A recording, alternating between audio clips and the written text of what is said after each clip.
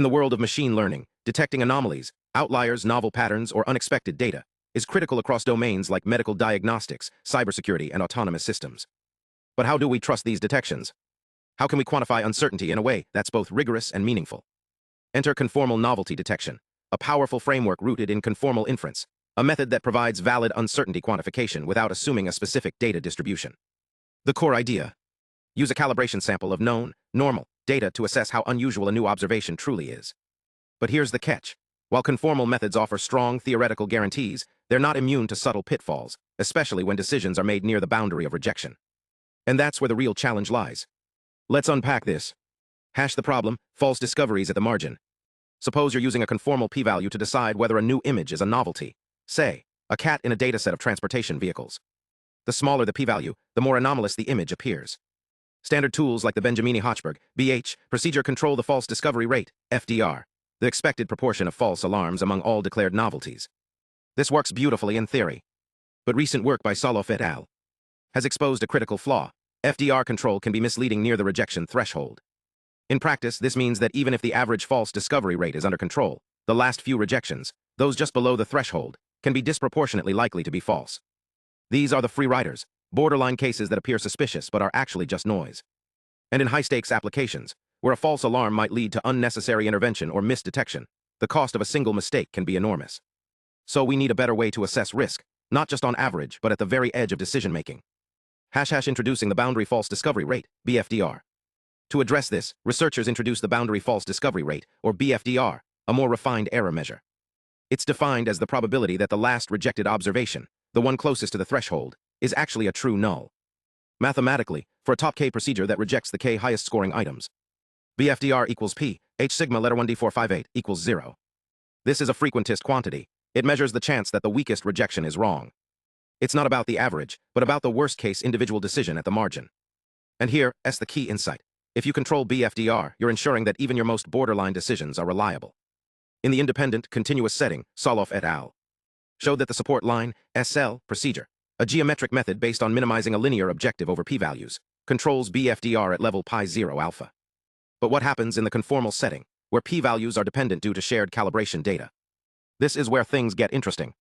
The conformal gap, why SL fails. The SL procedure, while elegant, does not guarantee bFDR control in the conformal setting, even though it works in the independent case. Why?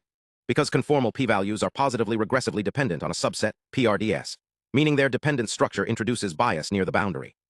A counterexample shows that bFDR can exceed pi0 alpha, especially when the number of nulls is small and the calibration sample is limited. This is a serious issue. Relying on SL in conformal settings could lead to overconfident, risky decisions. The fix, introducing SLC, the support line conformal procedure. To solve this, we propose the support line conformal SLC procedure. The core idea is simple: adjust the threshold to account for the dependency induced by conformal inference.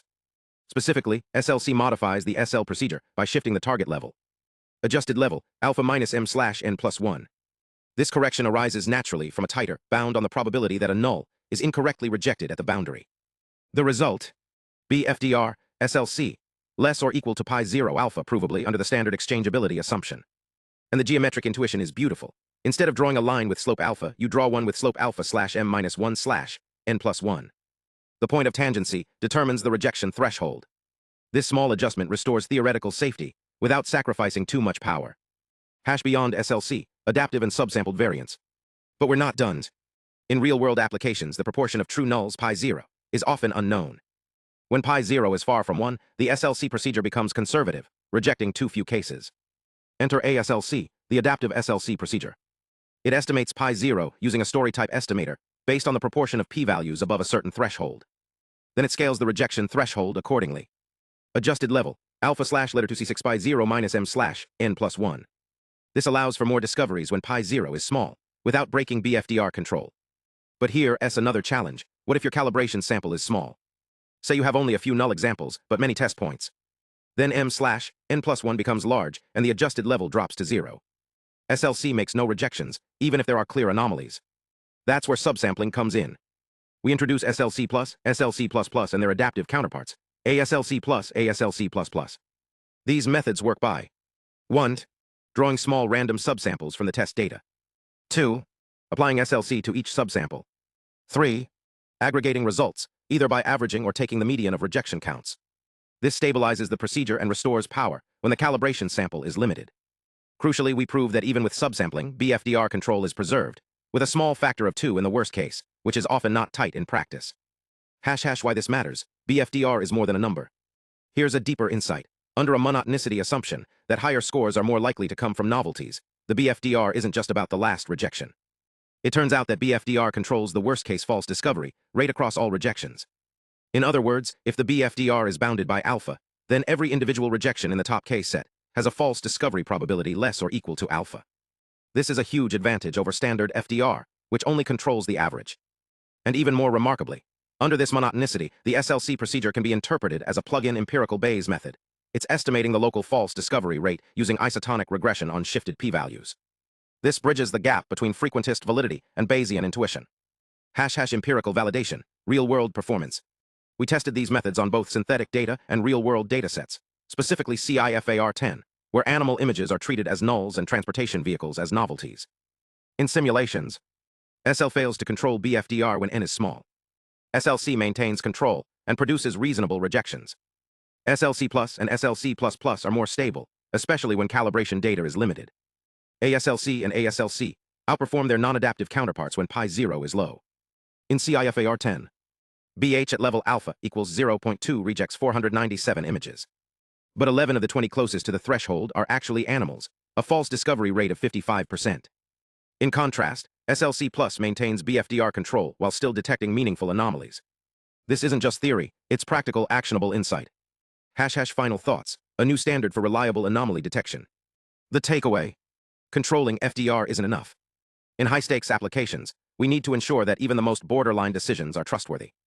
The SLC family of procedures, SLC, ASLC, SLC+, ASLC++, provides a principled, provably valid way to do exactly that in the conformal setting. They offer strong finite-sample bFDR control, robustness to small calibration samples, adaptivity to unknown null proportions, interpretability through empirical Bayes connections. And they're not just theoretical toys. They're tools ready to be deployed in real systems, from medical AI to financial fraud detection. The future. This work opens the door to new questions. How do we extend these ideas to non-IID data? Can we develop adaptive methods that learn the monotonicity assumption? How do we balance power and safety in streaming anomaly detection? But one thing is clear: in the era of AI, reliability isn't optional. It's the foundation. And with tools like SLC, we're one step closer to building systems that don't just detect anomalies, but know when to trust them. Thanks for watching. If you found this insightful, hit like, subscribe, and stay tuned for more deep dives into the math behind machine learning.